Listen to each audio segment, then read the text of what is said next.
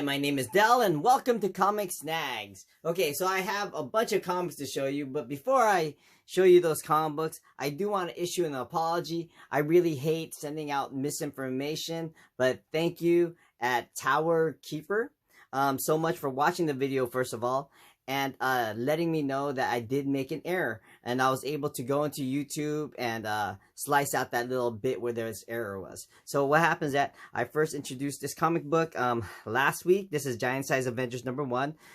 It is a minor key. It is the first appearance of Nuclo, the second appearance of the Invaders, and the first appearance of Bova. So last week, my app said that it was the first appearance of Rama-Tut. And I put it down, you know. And then Tower Keeper came in and commented that it wasn't, and he actually said the Fantastic Four issue was on, and I was like, oh my god, he's right. The freaking cover went straight in my head, and I realized that, yeah, that is the first appearance of Rama-Tut. So thank you so much for at the Tower Keeper for having my back, because I am one of those guys that hate giving misinformation, and I'm sorry that my app said it wrong. I should have double checked. Okay, so my bad. So thank you again, Tower Keeper, for keeping me in check. And so let's go on to the snags that I got. So here are the snags I got. This is Superman 204. I love this cover by Jim Lee. It's actually great when you put it side to side with the Batman, I want to say it's 609, which is and it's also a second print of the beginning of the Hush run. It's great when they're side by side like that. Oh, let me tell you, so I bought this one for $2 at a thrift store, and these next comic books I bought for $30.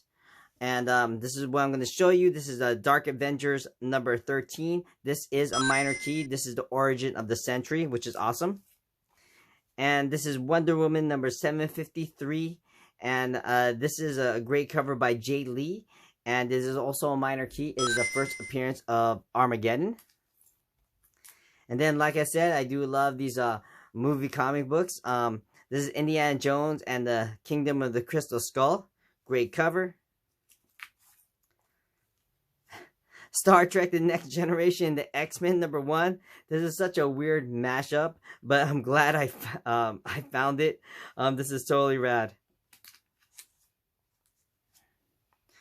Then I picked up Army of Darkness 1992 #1 with this great cover of it's almost like a Frank Frazetta sort of parody. So it's awesome, or homage. Then I picked up Bike Club #1 with this great Frank Quitely cover. I picked up this one for, I think he didn't give it to me for $10 because he also knocked off some the price on it. So this is the Incredible Hulk #200. It's got a great cover. It is all water damaged and dirty, but you know what? Great cover still.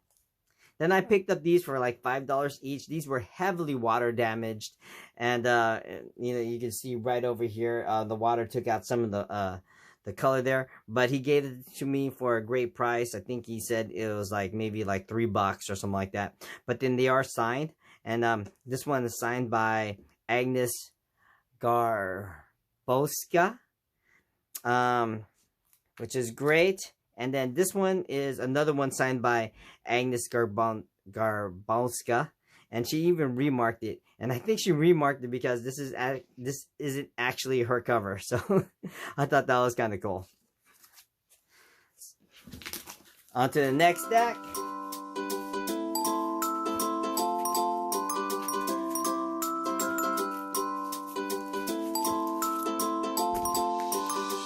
All right.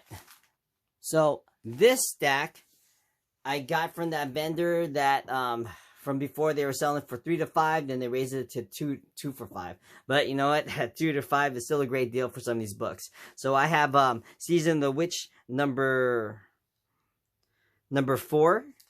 I thought it had a pretty cool cover. And then Magician Apprentice #1. So this is actually one of my favorite series too that I've read before in the early 90s. This is written by Raymond E. Feist, and he created the Krondor Wars, which was great. And this is Magician Apprentice. This is the first comic book from that series. I also picked up Catwoman number 65. This is an Adam Hughes cover. This is Midnighter number 3. And remember, I picked up some other books from there. I think it was 2 and 4. So it's fun. It's funny that I got 3. I didn't find 1 in that stack. But sooner or later, I'm gonna get this whole run. Then we have Batman Year 1. Batman Year 100 number 1, and this is by Paul Pope. He's got a really interesting drawing style, man. It's almost like a Frank Miller-ish, but when I looked inside, it wasn't so much like Frank Miller, but this cover totally reminds me of Frank Miller. Then we have Knights of the Old Republic number 15. This is great. Usually I'll pick up anything that's all that old Dark Horse comic books from Star Wars, just because now that it's in continuity, or it's been in continuity for the last few years, I do like the fact that there might be like some sort of Jedi or Sith Lord in there that I don't know about. White Tiger number 5. I'm getting close to collecting the entire series of this. Great David Mack cover. Union Jack number 1. I don't know which volume this is. This could be 2 or 3. But man, what a great cover this is. I love the perspective of them. Then we have Teen Titans number 45. Then another Star Wars book. This is Star Wars Rebellion 2 Against the Empire number 3. Heroes for Hire number 1. Eternals number 7. I think this is one of the ones I was missing from the run, so it's great that I picked it up. Batman Odyssey number 1, and this is the this is a Neil Gaiman cover. Oh, not Neil Gaiman cover. I'm sorry. This is by Neil Gaiman, and this is by Neil Adams. And then we have Star Wars Legacy number 10. 50 Countdown. And this is, or Countdown number 50, and this is a great Joker cover by Andy Kubert.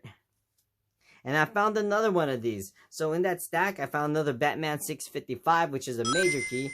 This is the cameo appearance of Damian Wayne. So from that stack, this is, I believe, the second one I pulled out of there. So we have Justice number 8, and this is by Alex Ross. Justice number 10. These are all Alex Ross covers. Number 11. And then number 12. I'm pretty sure I have all the Justice issues at this point. And then we have Marvel Team Up number 21 by Robert Kirkman. This is a cover by, I believe this is Edgar Delgado. I might be wrong. No, that's Delgado right there.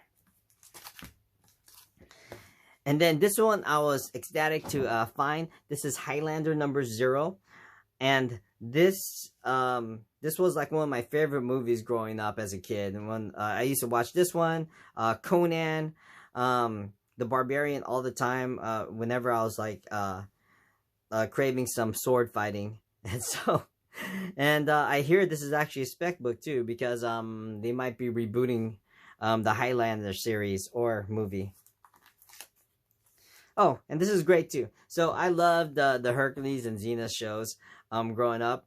This is Xena Warrior Princess and Jockster the Warrior Prince number 1. Whoops. And number 2. Is it me or in my head I keep thinking about that Jockster song? Jockster the Mighty. So weird. Okay, number 2, and then we have number 3. Sure, so I picked up JSA number 85, Raising the Dead, and the interior is by Alex Ross. I don't know if this outside one, I'm going to have to check later. This is Batman and Robin, The Boy Wonder, number 4. This is great with Frank Miller cover. Not a Jim Lee cover, but Frank Miller. This is awesome. And then I picked up Catwoman number 54. This is an Adam Hughes cover, and it is also a minor key. This is the first appearance of the second Film Freak. Then I found Claws number 1. And I found another Logan book. This is Logan Shadow Society. These are all one-shots, I believe. And this is Logan Path of the Warlord. Great covers. Oh, and then from this stack, I also found this one for, I believe he sold it for me for $25. This is Tales of Suspense featuring Iron Man and Captain America, and this is a retelling of the origin of Captain America. I thought this was awesome. It was in pretty good shape for what I paid. I think I only paid $25 for this book, but it is a little beat up, and there is some, I believe this used to be red in there, and it kind of became a little orange, so I guess the sun sort of faded it. All right. Let me show you my next stack of books.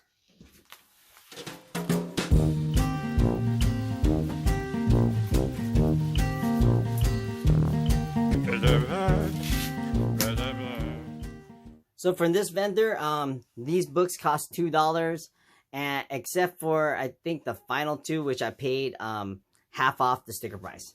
So this is G.I. Joe number 34, and this helps fill out my G.I. Joe run.